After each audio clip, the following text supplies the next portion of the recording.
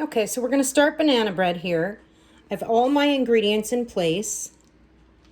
So I'm going to set you up on my little stand so we can get started. Okay, so for the first thing that I want to do is I want to combine 1 cup of the flour, the sugar, and the baking powder, and the baking soda, and the salt. So that's all dry ingredients. So I'm going to use this bowl for that.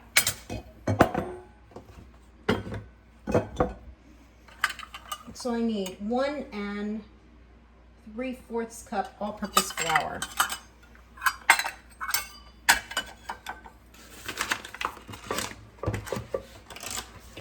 I'm working in a very tiny space here. Okay, so I have to spoon my flour in because I don't want it to get compacted. I'm doing it right over my bag, not over the bowl.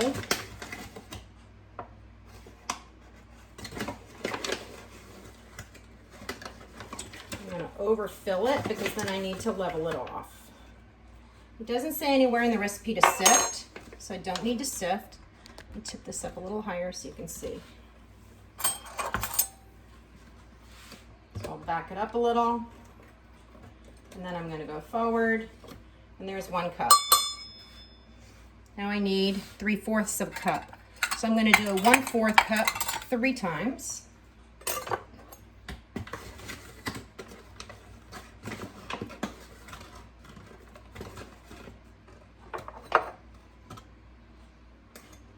I'm using the flat edge of a butter knife because I don't have a leveler at home,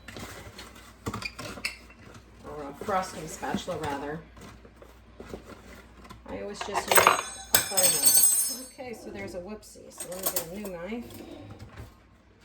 There we go. There's 2/4, which is also a half. I need 1 more 1/4 cup of flour.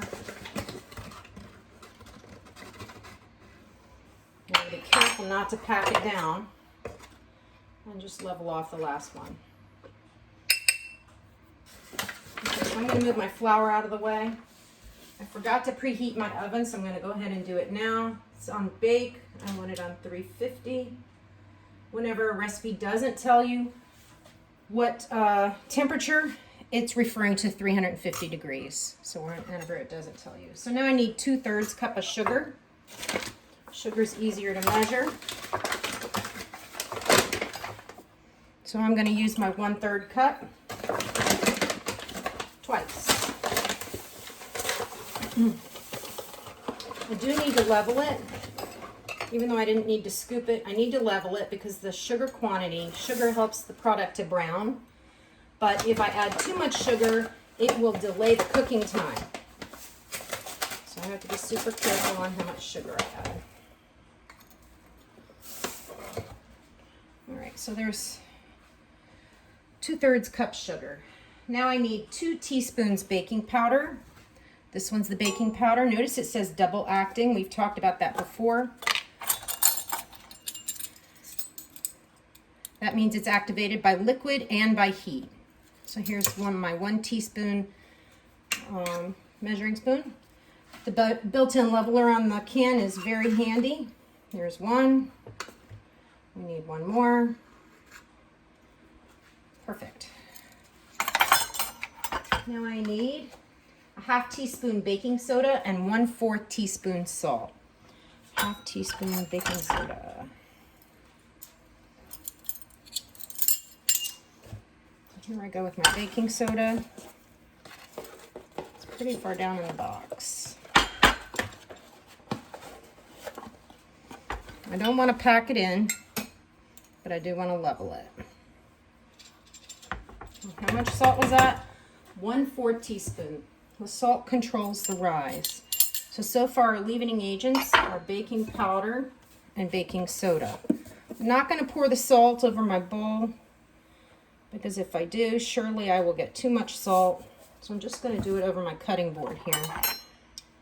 Notice I have it upside down. Okay, so now I have all my powders. Let's just double check that. Yes, that's all the powders. So I'm going to mix it through. I want to mix it because it doesn't tell me to sift. I want to make sure that my salt gets spread evenly, and my baking powder and baking soda gets spread evenly through the batter.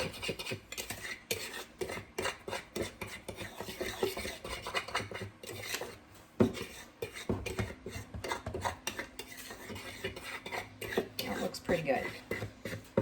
Okay, the next thing I need to do is I need to add my mashed banana. I'm using butter and the milk, and I'm going to beat it with an electric mixer.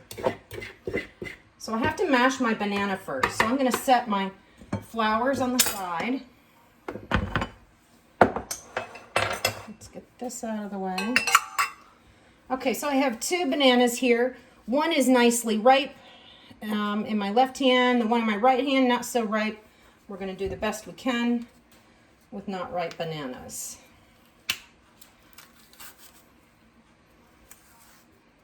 Oh, by the way, I did wash my hands just before. There's 1 banana. You can use anywhere from 2 to 3 bananas.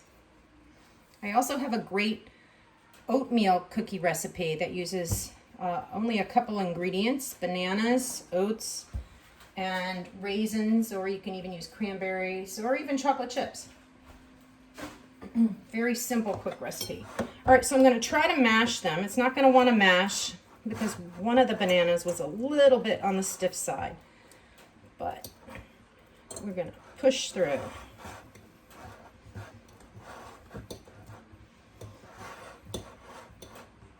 And so far, I'm doing pretty good. Now remember, I told you you could, if you have a banana and you're going like away for the weekend and you're worried it's going to be too ripe, you can peel the banana, put it in a baggie, squish all the air out and seal your baggie up and put it in your freezer. And when you come back, it'll be like banana ice cream. So it's not telling me to mix my butter and fat, my fat and my banana prior. Let me just double check that. No, it's not saying to do that. So I'm going to go ahead and add my banana right to my flour.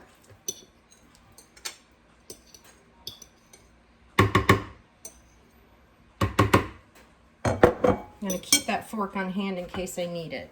So how much fat was that? I need 1/3 cup shortening or butter. So 1/3 cup. So it tells me 4 tablespoons is 1/4 cup. But I want 1/3 cup. It tells me 5 1/3 tablespoons is 1/3 cup. So I'm going to count 1, 2, 3, 4, 5, and about 1/3. And my butter is softened at room temperature. Just going to drop the whole thing in here. My oven's preheating nicely. I can hear it preheating. Let's move this sugar out of the oven. All right, and now it's time for my electric mixer. And when you use an electric mixer, you got to be careful that you do not lift the mixer up in the air while it's on, because it will splatter everything everywhere. So I'm going to go low into the bowl.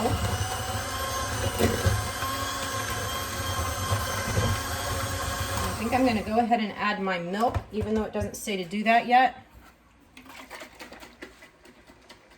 And let's see. It wants 2 eggs and 2 tablespoons of milk. Now, I don't have any regular milk. I have creamer. So I'm going to use creamer.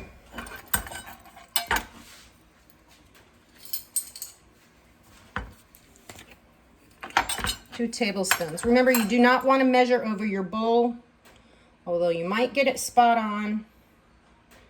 This is actually oat creamer. It's a little healthier for you than regular creamer.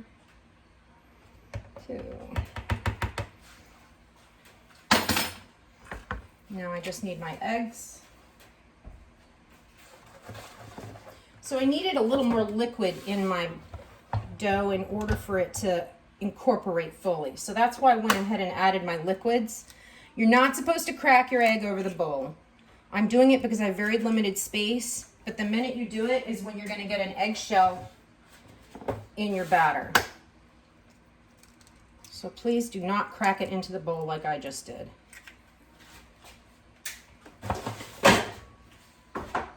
gotta wash my hands. I don't want to get salmonella.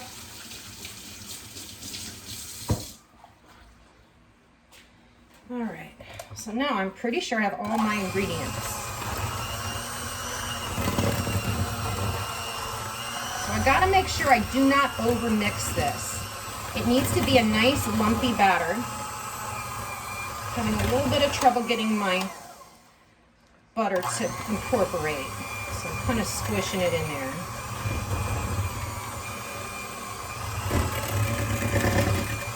It's almost wet through. A little bit of flour I see, so I'm just going to get a little more of that. So this is not the dual bowl method we were talking about. This is a one bowl method. Although I could have done it in 2 bowls. The recipe didn't specifically ask for it, so I didn't think it was necessary. All right, so I'm gently lifting it up and I'm watching for the spray off because I don't want to spray myself with the batter. I'm going to go ahead and punch my tongs out from my electric mixer and put them in the sink. So here's my batter. It's done. I need to spray my pan. I'm going to use Pam spray. I got a little flour in there earlier. No big deal. I'm going to spray my edges. I don't want to overspray it. I want to spray just enough. And now I'm going to use my rubber scraper and I'm going to scrape all my dough into here. But I'm going to do it so you can see. So you can see my lumps of banana, and probably even some of the butter is lumpy and some of the flour is still a little lumpy even though it's mixed through. So the rubber scraper allows me to get all of the batter on the inside. When I was a kid, my mother used to let me lick it. We don't want to do that because there's egg in it and you could get sick. All right, so here's my pumpkin bread ready to go into the oven. I see one problem. I have a little bit of dough on the side. I'm going to wipe it off with my finger. And I'm going to put this in the oven now.